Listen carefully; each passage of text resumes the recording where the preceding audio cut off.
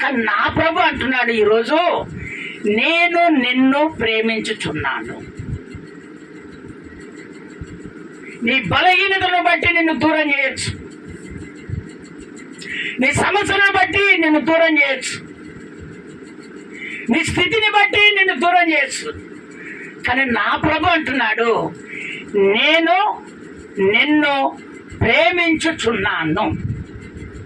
ఈ ప్రేమ శాశ్వతంగా నేను ప్రేమిస్తానని దేవుడు చెప్తున్నటువంటి మాట. శాశ్వతంగా ఎప్పటికీ నేను ప్రేమిస్తాను. ఒక్కసారి స్తోత్రాలు చెప్తారా గట్టిగా? ఇంకొకసారి గట్టిగా చెప్తారా? అది చదువుతారా? దేవుని వాక్యంలోనికి మనం వెళ్తాం. జాగ్రత్తగా వినండి, దేవుని వాక్యంలోనికి మనం వెళ్తాం. ఇర్మియా పుస్తకము 31వ అధ్యాయము 3వ వచనం. నాన్న 31 3వ వచనం. చాలా కాలము, ఇదిగో ప్రభు అంటాడు, చాలా కాలము క్రిందట యెహోవా నాకు ప్రత్యక్షమై ఇట్లా అంటున్నాడు, శాశ్వతమైన ప్రేమతో నేను నిన్ను ప్రేమించుచున్నాను కనుక విడువక నీ ఎడల కృప చూపుచున్నాను. నేను మిమ్మల్ని విడిచిపెట్టను, నా కృప మీకు చూపుతున్నాను. కృప అనగా దయగలిగినటువంటి మాట, కనికరము కలిగినటువంటి మాట, జాలి కలిగినటువంటి మాట. ఎంతమంది అయితే ఇదిగో మిమ్మల్ని దూషిస్తున్నారు, ఇదిగో ఇప్పుడు అంటున్నాడు ఆయన, ఇన్నాళ్లకు మీ మీద నాకు ప్రేమ కలిగింది. చూసారా? ప్రభు అంటున్నాడు, మీ మీద నాకు ప్రేమ కలిగింది. ఈ ప్రేమ శాశ్వత కాలముగా మిమ్మల్ని నేను ప్రేమిస్తాను, మిమ్మల్ని నేను విడవను, మిమ్మల్ని నేను మరవను. ఇదిగో నా కృప మీకు తోడుగా ఉంటుంది. స్తోత్రం చెప్తారా? ఒకసారి గట్టిగా, ఇంకొకసారి గట్టిగా చెప్తారా?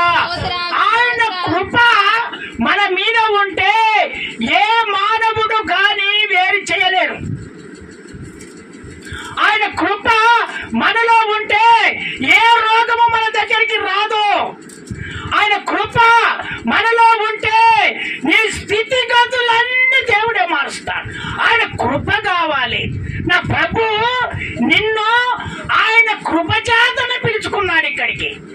కానీ కృప కలిగినటువంటి యేసయ్యను, ఇంత జాలి కలిగిన యేసయ్యను, ఇంత దయాళత్వం కలిగినటువంటి యేసయ్యను నువ్వు ఏ విధంగా ప్రేమిస్తున్నావో కానీ నా ప్రభు అంటున్నాడు, నేను నిన్ను ప్రేమించుచున్నాను, నిన్ను విడువక ఎప్పటికీ నిన్ను విడిచిపెట్టను. కానీ నా కృప చేతనే నిన్ను పిలుచుకున్నాడు. నా కృపనే మీకు తోడుగా ఉంటుంది. మీరు ఎక్కడికి వెళ్ళండి, ఈ కృప చేతనే మీరు బ్రతుకుతారు, ఈ కృప చేతనే మీరు దీవించబడతారు, ఈ కృప చేతనే మీరు అంచెలంచెలుగా ఎదుగుతారు. స్తోత్రం చెప్తారా ఒకసారి గట్టిగా? అయితే మొట్టమొదటిగా దేవుని ప్రేమంట నిత్యమైనదంట. దేవుని ప్రేమ ఎలాంటిదంట? నిత్యమైనటువంటిదంట. రెండవది, దేవుని ప్రేమ వ్యక్తిగతమైనటువంటిది. రెండవది ఏమంటున్నాడు దేవుడు? దేవుని ప్రేమ వ్యక్తిగతమైనటువంటిది. మూడవదిగా దేవుడు చెప్తున్నాడు, దేవుని ప్రేమ మనలను మార్చుతుంది. ఎంతటి వారినైనా దేవుని ప్రేమ ఖచ్చితంగా మారుస్తుంది. ఈ 3 పాటలు మీరు శ్రద్ధగా వినండి. దేవుడు ఈరోజు నిన్ను వదిలిపెట్టకుండా ఆయన మీతో గడపాలని నా ప్రభు ఈ వారం మొదలుకొని వచ్చే వారం వరకు ఎక్కడ మిమ్మల్ని వదిలిపెట్టకుండా ఆయన ప్రేమతో మిమ్మల్ని ప్రేమిస్తూనే ఉంటాడట. స్తోత్రం చెప్తారా ఒకసారి గట్టిగా? ఇంకొకసారి గట్టిగా చెప్తారా? దేవుని ప్రేమ నిత్యమైనది. నిత్యమైనది అనగా శాశ్వతమైనటువంటిది. శాశ్వతమైనటువంటిది అనగా ఇక ఎప్పటికీ నిలిచేది, తరతరాలు ఎప్పటికీ అంతము వరకు నిలిచేది.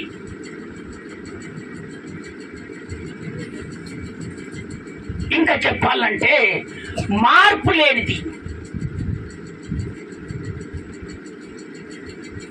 మార్పు లేనిది. ఇక మార్పు అనేది రాదు దేవుని దగ్గర. ఒక్కసారి నా ప్రభు ఆయన నిన్ను ప్రేమించాడంటే ఇక ఆయనలో మార్పు అనేది ఇక రాదు. ఇక అస్సలు మార్పు రాదు. ఆయన ఎప్పుడు ఆయన దగ్గరలో పెట్టుకుంటూనే ఉంటాడు. నీకు ఏం కావాలో చూస్తూనే ఉంటాడు. కానీ ఆ ప్రభు ఈరోజు నిన్ను ప్రేమిస్తున్నటువంటి దేవుణ్ణి, ఆయన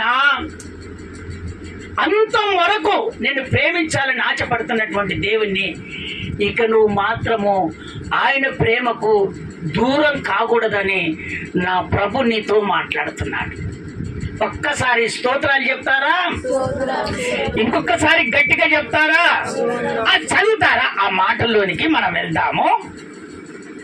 మనుషుల ప్రేమంట కాలానికి పరిస్థితులకు లోబడిపోద్దట. ఎవరిది? మనుషుల ప్రేమ. ఏ కాలంలో ఏది చేయాలో అది చేస్తారట. ఎవరు? మనుషులు. దేవుడు చెప్తున్నటువంటి పరిస్థితులు, ఏ పరిస్థితుల్లో ఏం చేయాలో అదే చేపిస్తారు.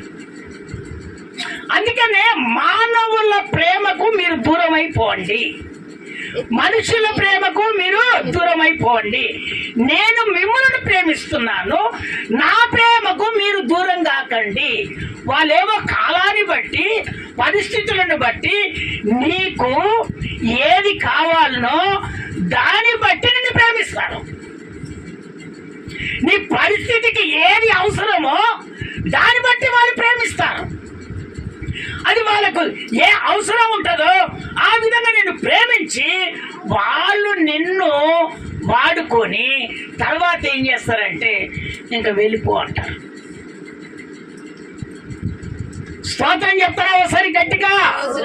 అందుకనే మనుషుల ప్రేమకు నువ్వు దూరం అయిపోవాలి. వాళ్ళ కాలానికి, ఆ పరిస్థితులను బట్టి మిమ్మల్ని ప్రేమిస్తారు. వాళ్ళకి ఏ ఉపయోగం ఉంటుందో ఆ ఉపయోగాన్ని బట్టి మీరు ప్రేమిస్తారు. కానీ నా దేవుడు ఏమంటున్నాడో తెలుసా? శాశ్వతంగా మిమ్మల్ని నేను ప్రేమిస్తున్నా. నేను విడవక నీ ఎడల కృప చూపుతానంటే ఆ కృప చేతనే మీరు ఆశీర్వదించబడతారు. ఆ కృప చేతను అంచెలంచెలుగా మీరు ఎదుగుతారని దేవుడు చెప్తున్నాడు. ఆ చదువుతారా మాట? కీర్తనల పుస్తకము 136వ కీర్తన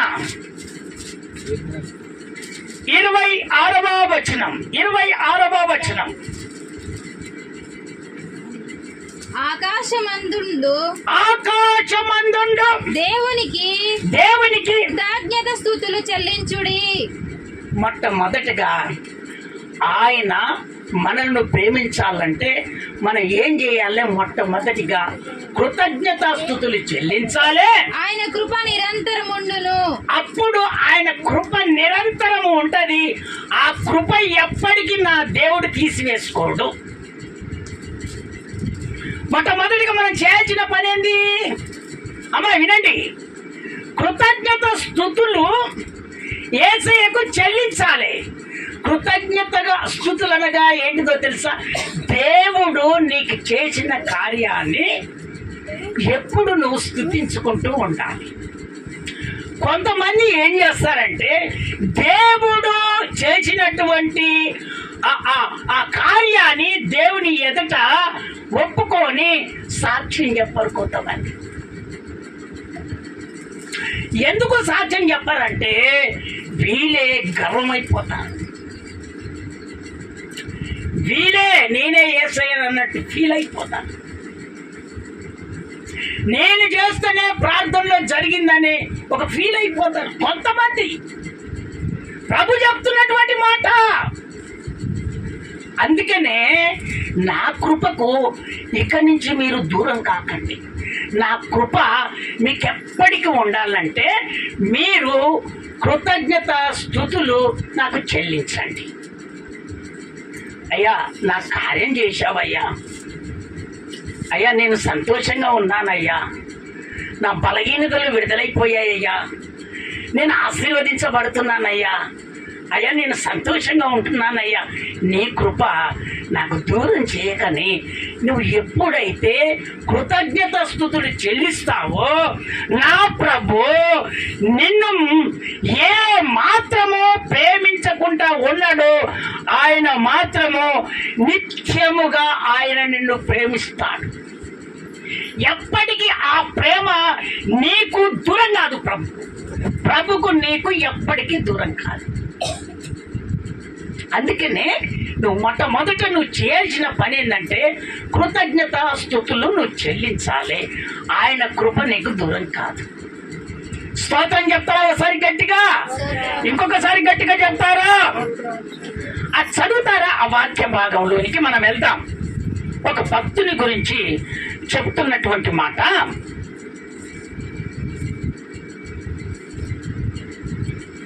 మన పాపాలను చూసంట యేసయ్య క్షమిస్తాడట, కానీ మనుషులు మాత్రమంట మనుషులు మాత్రమంట ఎచ్చిడి చేస్తారట.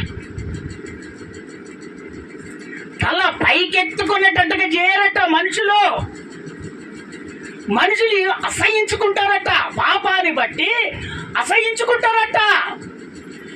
ఓ ఓ అదా అని గుసగుసలు చెవులలో చెప్పుకుంటారట. ఎక్కడ 10 మంది అవపడితే అక్కడ ఆమె చేసినటువంటి పాపం గురించే చెప్తారట. ఎక్కడ నిలబడితే ఆమె గురించే, వాళ్ళ గురించే, పాపం చేసిన వారి గురించే చెప్తారట. కానీ నా ప్రభు ఏమంటున్నాడు తెలుసా? ఆ పాపాన్ని నేను క్షమిస్తాను, నేను నిన్ను ప్రేమిస్తున్నాను. ఈ ప్రపంచాలలో ఎవరు క్షమించరు, కానీ ఆ పాపాన్ని మాత్రము నేను క్షమిస్తాను. రాండి, మీరు నా దగ్గరికి రండి. నేను దూషిస్తున్నారా, నేను బాధ పెడుతున్నారా, నేను అవమాన పాలు చేస్తున్నారా, నీ స్థితి ఇంతే అని నిన్ను ఏమన చేస్తున్నారా, నువ్వు పని చేయించుకుంటున్నప్పుడు ఆ పనికి అడ్డం కలుగుతున్నారా? చూడు నా ప్రభు అంటున్నాడు, మైకు తరంగాలలో ఎంత దూరమో దేవుని వాక్యము వినపడుతుందో, దేవుని బిడ్డలారా, అన్య జనులారా, నా ప్రభు నిన్ను క్షమిస్తాడు. రా, నువ్వు ఆశీర్వదించబడాలని నా ప్రభు ఈ చోట్లో నిలబడ్డాడు. స్తోత్రం చెప్తారా ఒకసారి గట్టిగా, ఇంకొకసారి గట్టిగా చెప్తారా? ఆ చదువుతారా? ఆ వాక్య భాగంలోనికి మనం వెళ్దాం. 2 సామెయేలు పుస్తకం 7వ అధ్యాయము 16వ వచనం. 7వ అధ్యాయము 16వ వచనం. నీ మట్టుకు నీ సంతానమును నీ రాజ్యమును నిత్యము స్థిరమగును నీ సింహాసనము నిత్యము స్థిరపరచబడును అనెను. అదే మాట పెట్టుకొని కూర్చో. ఈ మాట ఎవరికి చెప్తున్నాడో తెలుసా? దావీదుకు చెప్తున్నటువంటి మాట. ఎవరు? యేసయ్య చెప్తున్నాడు. ఒక ప్రవక్తను పంపించి ఆ ప్రవక్త ద్వారా ఇదిగో చెప్పిస్తున్నటువంటి మాటలు. ఎవరికి? దావీదుకి చెప్పిస్తున్నటువంటి మాటలు. నీ రాజ్యాన్ని నేను స్థిరపరుస్తాను, నీ సింహాసనాన్ని నేను త్రోసివేయను, నీ జీవితాన్ని ఇదిగో నేను అభివృద్ధి పరుస్తాను, కానీ నేను మాత్రము ఇదిగో నీ జీవితాన్ని క్షీణించేటట్టుగా నేను చెయ్యను, నేను స్థిరపరుస్తాను. ఇదిగో స్థిరముగా ఒక చెట్టు నిలబడితే ఆ చెట్టు ఇంత ఎరువు అంటున్నారా, ఇంత నీళ్లు పోస్తే తొందరగా పూత వచ్చేస్తుంది. స్తోత్రం చెప్తారా ఒకసారి గట్టిగా, ఇంకొకసారి గట్టిగా చెప్తారా? ఆ పూత వచ్చేసి అదేంటి తగినన్ని ఖాతా మనకు అనుగ్రహిస్తుంది. మరి దాన్ని ఆ విధంగా చేయకపోతే అది ఫలితం రాదు కదా. అందుకనే మనము చేసే ప్రార్థనలో కూడా ఈ జీవితాన్ని మీరు ఒకసారి జ్ఞాపకం చేసుకుంటే ఆయన ఖచ్చితంగా నిన్ను వదిలిపెట్టడు, నీ కుటుంబాన్ని వదిలిపెట్టడు, నీ జీవితాన్ని వదిలిపెట్టడు, నీ స్థితిని వదిలిపెట్టడు. నువ్వు ఏ పని చేస్తుంటే ఆ పనిలో నా ప్రభు తోడుగా ఉంటాడో స్థిరపరుస్తాడు ఆయన. అంతే. ఏం చేయాలని ఆశపడుతున్నావు నువ్వు? ఏం కావాలని ఆశపడుతున్నావు నువ్వు? ఏ విధంగా అభివృద్ధి పొందాలని ఆశపడుతున్నావు? ఆయన స్థిరపరుస్తాడు అంతే. కానీ నీవు ఆయన ప్రేమకు దూరం కాదు. ఆయన ప్రేమకు దూరంగా, ఆయన ప్రేమ శాశ్వతమైనటువంటిది, ఎప్పటికీ నిలిచే అటువంటి ప్రేమ కలిగినటువంటిది. అందుకనే దేవుని బిడ్డలారా, మీరు ఎప్పుడైతే యేసయ్య ప్రేమ కలిగి మీరు జీవిస్తారో మీరు శాశ్వతంగా అభివృద్ధి పొందుకుంటూనే ఉంటారు. నా కృప నీకు దూరం కాదని చెప్తున్నాను. నీ రాజానే నేను తీసివేయను. అక్కడి నుంచి కిందికి చదువు, ఆ నుంచి కిందికి చదువునానా. తనకు కలిగిన దర్శనమంతటిని బట్టి ఈ మాటలన్నిటి చొప్పున నాతాను దావీదునకు వర్తమానము తెలియజెప్పాడు. చూసావా? ఇప్పుడు యేసయ్యకు దావీదుకు ప్రేమ కలిసిపోయింది. కానీ యేసు ప్రభు ఏం చేశాడో తెలుసా? మొట్టమొదట ఆయన ఎవరిని ప్రేమించాడో తెలుసా? ఆయన సౌలుని ప్రేమించాడు. మొట్టమొదటిగా రాజుగా సౌలుని ప్రేమించాడు దేవుడు. సౌలుని ప్రేమిస్తే ఆయన ఎంతగా, సౌలు నువ్వే సామర్థ్యత కలిగినటువంటి వాడివి, నువ్వే ఏమైనా చేయగలిగావు, నీవు మాత్రము నా బిడ్డలను నీవు చక్కగా వాళ్ళకి కావాల్సినవన్నీ నువ్వు సమకూర్చాలి. వాళ్ళకి ఏదైతే ఇబ్బందులు ఉందో ఆ ఇబ్బందుల నుంచి అది తీరాలంటే నీవు పట్టుదల కలిగి ప్రార్థనలో వాళ్ళతో పాటు ఏకీభవించాలంటే ఈ సౌలు ఏం చేశాడు తెలుసా? దేవుని ప్రేమకు దూరం అయిపోయాడు. స్తోత్రం చెప్తారా? ఒకసారి గట్టిగా, ఇంకొకసారి గట్టిగా చెప్తారా? ఎందుకు దేవుని ప్రేమకు దూరం అయిపోతారు? ఎందుకంటే వినండి దేవుని బిడ్డలారా, ఎందుకంటే ఇప్పుడు దేవుడు ఆశీర్వదిస్తా ఉంటే అనారోగ్యాన్ని దేవుడు విడిపిస్తా ఉంటే, సంతోషం కలగజేస్తా ఉంటే, కాస్త పనులు దొరికిస్తుంటే, కాస్త కావలసినటువంటి డబ్బులు దేవుడు సమకూరుస్తే, ఇదిగో కావలసినటువంటి ఉన్నతమైన స్థానానికి దేవుడు ఎదిగిస్తుంటే వీళ్ళకి ఏమైపోద్దంటే దేవుని ప్రేమకు దూరం అయిపోతారు. దేవుని ప్రేమకు దూరం అయిపోతారు. అందుకనే దేవుని బిడ్డలారా, దేవుని ప్రేమకు దూరం కాకూడదు. అందుకనే సౌలును తప్పించేశాడు. వెంటనే దావీదును దేవుడు ఇదిగో స్థిరపరిచాడు. ఇంకో మాట ఏమన్నాడో తెలుసా? అయ్యా, సౌలుకైనా నా కృప దూరం అయిపోతుందేమో కానీ ఇదిగో నీకు మాత్రము ఇదిగో నా కృప దూరం కాదు. ఇదిగో నీ వంశానికి ఎప్పటికీ నా కృప దూరం కాకుండా నేను స్థిరపరుస్తాను అన్నాడు. అంతే. ఇక ఒకవేళ నాకు నువ్వు పాపం చేశావేమో, ఇదిగో ఒకవేళ నీ వంశంలో నుంచి ఎవరైనా పాపం చేశారేమో కానీ ఆ పాపాన్ని బట్టి మనుషుల ద్వారా తీర్పు చేపిస్తాను కానీ నా కృప ఎన్నటికి దూరం కాదంటాడు. ఎవరు? దేవుడు. స్తోత్రం చెప్తారా? ఒకసారి గట్టిగా, ఇంకొకసారి గట్టిగా చెప్తారా? అందుకనే దేవుని బిడ్డలారా, దేవుడు మనుషులకు ఎందుకు అప్పగిస్తాడు పాపాన్ని అంటే ఇదిగో ఇప్పటికైనా వాళ్ళు తెలుసుకుంటారు నా గురించి. కానీ దేవుడు దూరం కాడు. నువ్వు పాపము చేసినంత మాత్రాన నా నుండి దేవుడు పోయాడని, నా దేవుడు నా చెయ్యి విడిచిపెట్టిపోయాడని నువ్వు ఎప్పటికీ అనుకోకూడదు. దేవుని బిడ్డలారా, నా ప్రభు ఎక్కడికి పోడు. ఆయన నిన్ను ఎందుకో ఆ స్థితికి తీసుకొని వస్తాడంటే ఇకనైనా నా ప్రేమ ఇకనైనా గమనిస్తాడా? నేను స్థిరపరుస్తానన్నానే, ఆ స్థిరత్వములోనికి మళ్ళీనైనా వస్తాడా అని దేవుడు ఆ విధంగా ఆలోచన చేసి ఆయన కృప ఎప్పుడు దూరం చేయడు. ఆయన నువ్వంటనే ఆయనకు ప్రేమ. ఎందుకంటే ఆయన ఉండే చోటులో నిన్ను ఉంచుకోవాలనే, నిలబెట్టుకోవాలనే నా ప్రభు కోరుకుంటున్నటువంటి ఆ స్థలం. స్తోత్రం చెప్తారా ఒకసారి గట్టిగా? ఇంకొకసారి గట్టిగా చెప్తారా?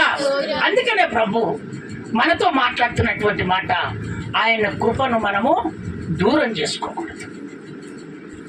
ఇదిగో అందుకనే దావీదు వంశములో నుండే మళ్ళా యేసు ప్రభును రాజుగా మళ్ళా దేవుడు ఈ భూమి మీద నిలబెట్టాడు. స్తోత్రం చెప్తారా ఒకసారి గట్టిగా? ఆయన సింహానాన్ని స్థిరపరిచాడు దేవుడు. ఎక్కడ కూడా ఆ సింహాసనాన్ని దేవుడు తీసేయలేదు. ఆయన కృపకు ఎప్పుడు దూరం కాలేదు నా ప్రభు. ఇదిగో ఆయన కృప నిరంతరము ఎప్పటికీ ఎల్లప్పుడూ మీ కుటుంబాలలో నివసింపజేసును గాక, మిమ్మలను అభివృద్ధి పరచును గాక. ఆ కృప ద్వారానే మీరు బ్రతికి ఆయన రాజ్యములో చేర్చబడుదురు గాక. రెండవదిగా ఇందాం దేవుని ప్రేమ వ్యక్తిగతమైనటువంటిది. చూడండి దేవుని బిడ్డలారా, ఇప్పుడు నీకు ఒక బాధ వచ్చిందంటే నువ్వేం చేస్తావు? వినండి, జాగ్రత్తగా వినండి. నీకు బాధ వచ్చిందంటే నువ్వేం చేస్తావు? నువ్వు ఎవరినో ఒకరి దగ్గరికి పోయి ఆశ్రయం పొందుకుంటావు. ఇంట్లో నలుగురు ఉన్నారు కదా, ఒకవేళ నాకు బాధ వస్తే వాళ్ళ ఇంట్లో దరదాసుకుంటే ఆ నలుగురు వాళ్ళని గెలుగుతారనే ఆలోచన కొంతమంది కలుగుతుంది. అవునా కాదా? స్తోత్రం చెప్పలేదు ఒకసారి గట్టిగా? కొంచెం ఏదైనా చేయగలుగుతాడని ఏం చేస్తారంటే అట్లా అక్కడ పోయి దాపుకుంటారు. కానీ నా ప్రభు ఏమంటున్నాడో తెలుసా? వాళ్ళు ఒక రోజు నీకు ఆయనకు, నీకు వాళ్ళకు ఏదైనా విరోధం జరిగితే ఒకరికోళ్ళు దూరం అయిపోతారు, ఒకరికోళ్ళు కొట్టుకుంటారు, ఒకరికోళ్ళు చంపుకుంటారు, ఒకరికోళ్ళు స్థిరత్వం కలిగి ఉండరు. అందుకనే వాటిని మర్చిపోండి. స్తోత్రం చెప్తారా ఒకసారి గట్టిగా? వాటిని మర్చిపోండి. నీ వ్యక్తిగత జీవితాన్ని ఇదిగో నా ఎదుట పెట్టుకొని నీకు కావలసిన కోరిక ఏందో ఇక కన్నీరు కాల్చి నీ వ్యక్తిగతంగా నువ్వు ప్రార్థన చేయి. నీకు మేలు చేయక మాననంటున్నాడు దేవుడు. స్తోత్రం చెప్తారా ఒకసారి గట్టిగా? వ్యక్తిగతమైనటువంటి ప్రేమ ఏంటి? అది నీకు కావలసినది ప్రేమిస్తున్నటువంటి యేసయ్య దగ్గరకు వచ్చి ఆయన పాదాలు పట్టుకొని వ్యక్తిగత జీవితంలో నువ్వు ఉపవాసం ఉంటావా, లేక ఒంటరిగా ఉంటావా, నువ్వు ఏ విధంగా ఉంటావు? ఆ విధంగా ఆయన పాదాలు పట్టుకొని కన్నీరు కాచి వ్యక్తిగతంగా నువ్వు ప్రార్థన చేయి. ఎందుకు మేలు చేయడు ఆయన? అది ఎందుకు మేలు చేయడు? వ్యక్తిగతంగా నువ్వు ప్రార్థన చేసినప్పుడు ప్రేమ కలిగిన యేసయ్య ఎప్పటికీ నిన్ను దూరం చేయడు. స్తోత్రం చెప్తారా ఒకసారి గట్టిగా? చదువుతారా? ఆ మాట చదువుతారా? యోహాను సువార్త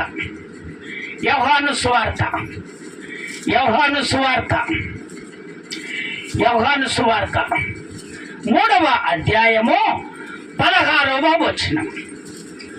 3వ అధ్యాయము 16వ వచనం. 3వ అధ్యాయము 16వ వచనం. దేవుడు వినండి, దేవుడు లోకమును ఎంతో ప్రేమించెను. చూశారా? దేవుడు మొట్టమొదటిగా లోకాన్ని ఎంతో ప్రేమించెను కాగా ఆయన తన అద్వితీయ కుమారునిగా పుట్టిన వాని యందు విశ్వాసముంచు ప్రతి వాడును నశింపక నిత్య జీవము పొందునట్లు ఆయనను అనుగ్రహించెను. ఎవరిని అనుగ్రహించను? అద్వితీయ కుమారుని మనకు అనుగ్రహించాడు. మళ్ళీ రిపీట్ చేయి, ఒక్కసారి రిపీట్ చేయి, మళ్ళీ తర్వాత రాసుకో. రాసుకుందరు, ఒకసారి రిపీట్ చేయి. దేవుడు దేవుడు లోకమును ఎంతో ప్రేమించాడు కాగా ఆయన తన అద్వితీయ కుమారుడు తన అంటే ఆయన కుమారుణ్ణి, తన అద్వితీయ కుమారుడు, అద్వితీయుడు అనగా ఏకైక కుమారుణ్ణి, ఒక్కనే కుమారుణ్ణి మన కొరకు ఈ లోకానికి ఆయన దగ్గర ఉంచుకోకుండా ఆ కుమారుని మన కొరకు పంపించాడు.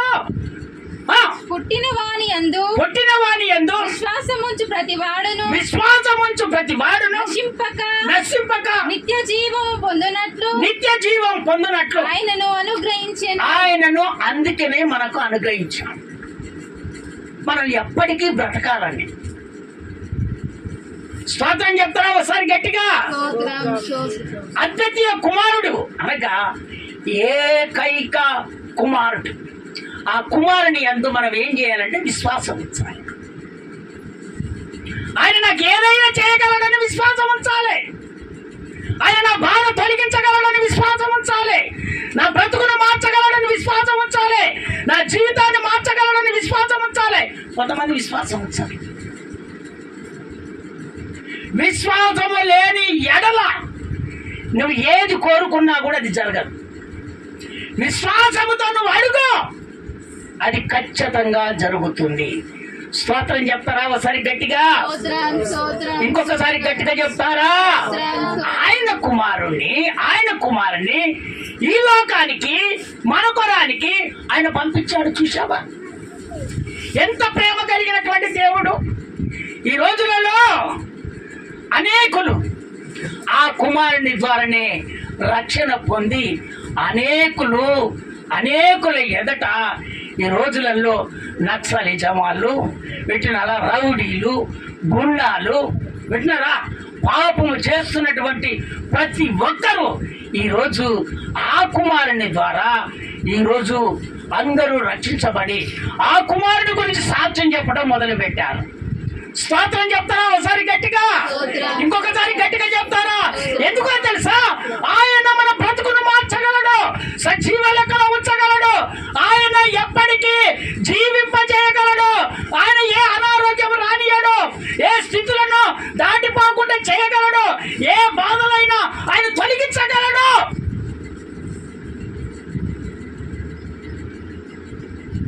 చూడండి, దేవునికి ఆయన పరము నుంచి చూసినప్పుడట ఒక బాలుని మీద ఆయనకి ఇంట్రెస్ట్ కలిగిందట, పుట్టక మునిపే. స్తోత్రం చెప్తారా ఒకసారి గట్టిగా? ఇంకొకసారి గట్టిగా చెప్తారా? కొంతమందిని దేవుడు ప్రత్యేకంగా ఏర్పాటు చేసుకొని పిలుపునిచ్చి వింటున్నారా, ఆత్మీయతంగా ఎదగాలి, నా కొరకు నువ్వు జీవించాలి, అనేకుల ఎదుట సాక్షిబిడ్డగా నిలబడాలని ఆయన స్వరం ద్వారా మాట్లాడి నీ స్థితిని మాట్లాడి వింటున్నారా, నీ స్థితిగతులను చూసి ఆయన మా కృపను బట్టి ఆయన ప్రేమతో పిలుచుకుంటే కొంతమంది ఏం చేస్తారంటే ఆ ప్రేమకు దూరం అయిపోక. అందుకని పుట్టక మునిపే అతని మీద దేవునికి ప్రేమ కలిగిందట. చదువుతారా ఆ మాట? చదువుతారా? ఇర్మియా పుస్తకం 1వ అధ్యాయం 5వ వచనం, 4-5 మధ్యలో ఒక గీట్ ఉంటుంది. ఎప్పుడైనా సరే 5 అన్నప్పుడు అదే చదవాలి, 4 అన్నప్పుడు అదే చదవాలి. ఆ రెండు ఒకదానికి సంబంధించినటువంటి ఇర్మియా 1వ అధ్యాయం 5వ వచనం. యెహోవా వాక్కు నాకు ప్రత్యక్షమై ఇలాగ సెలవిచ్చెను, గర్భములో నేను నిన్ను రూపింపక మునిపే నిన్ను ఎరిగి తిని నీవు గర్భము నుండి బయలుపడక మునిపే నేను నిన్ను ప్రతిష్ఠించి జనములకు ప్రవక్తగా నేను నియమించింది. దేవుడు కోరుకునేది ఒక ప్రవక్తగా నేను నియమిస్తే నువ్వేం చేస్తున్నావో తెలుసా? ఆయన కృప అందరికీ ఇదిగో అంతగా ఉండదు. ఎందుకు ఉండదో తెలుసా? ఆయనను అంగీకరించి ఆయనతో అనుబంధంగా ఉన్నప్పుడు ఆయన కృప ఎప్పటికి దూరం కాకుండా వాళ్ళతో ఉంటాయి. ఇప్పుడు చూడు, ఈ బాలుని గర్భములో రూపింపక మునిపే అతను గుర్తెరిగాడట. ఈ రోజులలో స్వరంతో పిలుస్తున్నప్పుడు దేవుడు మర్చిపోతాడు. స్వరంతో మాట్లాడినప్పుడు ఇంటి పరిస్థితులను చూసుకుంటారు. స్వరంతో మాట్లాడుతున్నప్పుడు ఇగో ఓగైనా ఆలోచన చేస్తా ఉంటారు. కానీ ప్రభు ఏం చెప్తున్నాడు అక్కడ? మళ్ళీ రిపీట్ చేస్తావు మాట, ఆ మాట మళ్ళీ రిపీట్ చేయి. యెహోవా వాక్కు నాకు ప్రత్యక్షమై ఇలాగ సెలవిచ్చెను. సెలవిచ్చను. గర్భములో నేను నిన్ను రూపింపక మునిపే నిన్ను రూపింపక మునిపే నిన్ను ఎరిగి తిని నీవు గర్భము నుండి బయలుపడక గర్భ ఫలము నుండి బయలుపడక మునిపే నేను నిన్ను ప్రతిష్ఠించి తిని నేను ప్రతిష్ఠించుకుంటుని జనములకు ప్రవక్తగా నేను నియమించి తిని. నేను నియమిస్తే నువ్వేం చేస్తున్నావు ఇప్పుడు? నువ్వేం చేస్తున్నావు ఇప్పుడు? ఆయన ఆశ ఏంటంటే ఒక ప్రవక్త కావాలని, అనేకుల ఎదుట నిలబెడాలని ఆయన ప్రతిష్ఠించుకున్నాడు. ఆయన నిన్ను నిలబెట్టుకొని అనేకులకు ప్రవచనము చెప్పాలని, అనేకులను ఆయన ఎదుట నిలబెట్టాలని, ఆయన రాజ్యమును చాచబడాలని. ఆ పిలుపు, ఆ స్వామత అందరికీ రాదండి. ఆయన పిలుచుకున్నటువంటి వారికే వస్తారు. ఇప్పుడు గర్భములో రూపింపక మురుగు ఎంతమంది లేరు? మరి ఆయన మీదనే దేవుని కనుదించబడింది. అందుకనే దేవుని బిడ్డలారా, అందరినీ దేవుడు చూస్తాడు, ఎవరిని చూడడండి, అందరినీ చూస్తాడు. కానీ ప్రతిష్ఠించుకునే వారిని వేరే ఉంటారు. ఈ ప్రతిష్ఠత ఎందుకంటే ఆయన సేవ చేయడానికి, కొంతమందికి సువార్త అందించడానికి, నీ జీవితాన్ని మార్చి నిన్ను చూసి అనేకులు ఆయన వైపుకు తిరగటానికి నిన్ను పిలుచుకుంటాడు దేవుడు.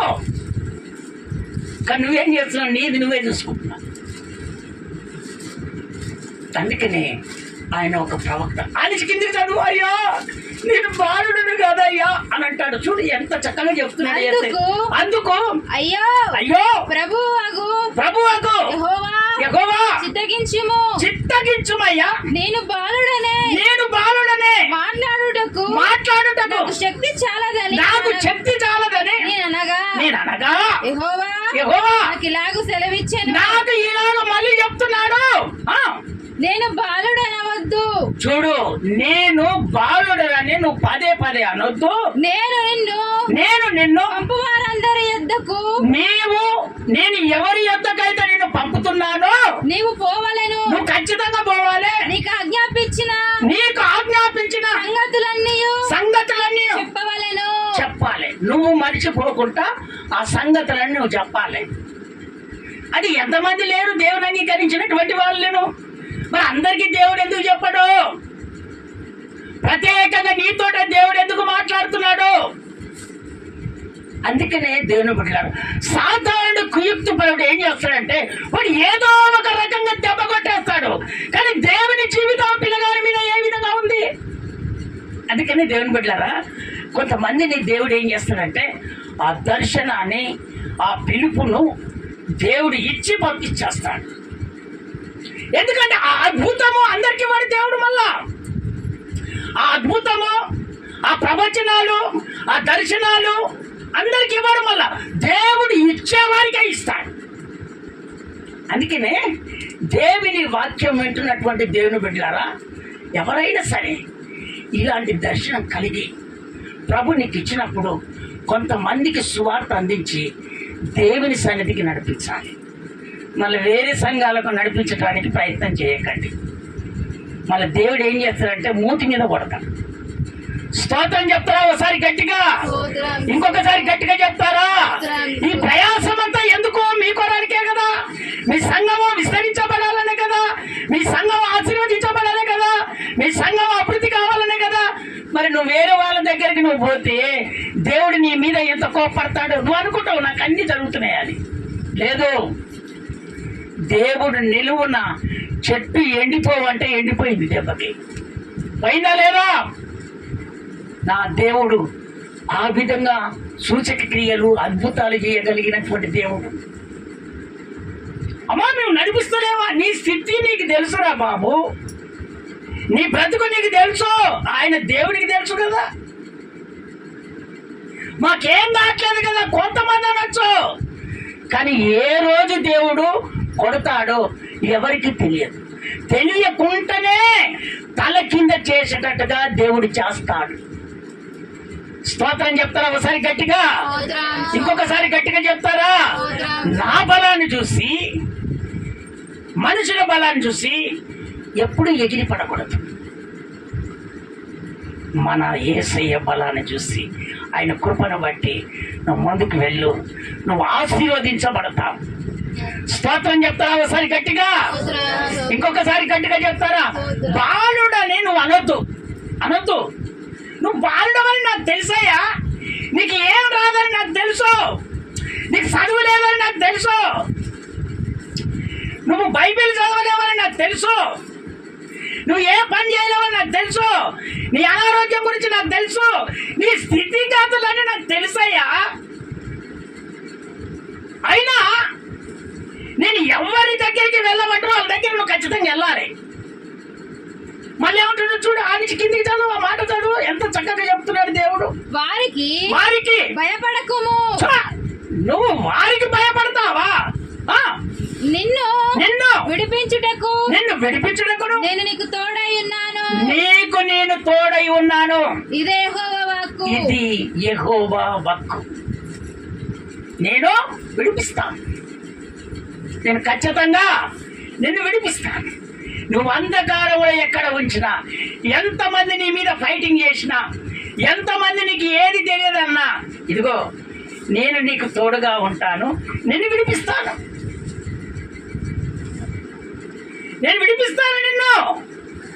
కానీ వాళ్ళ మాటలకు నువ్వు లోపడకూడదు.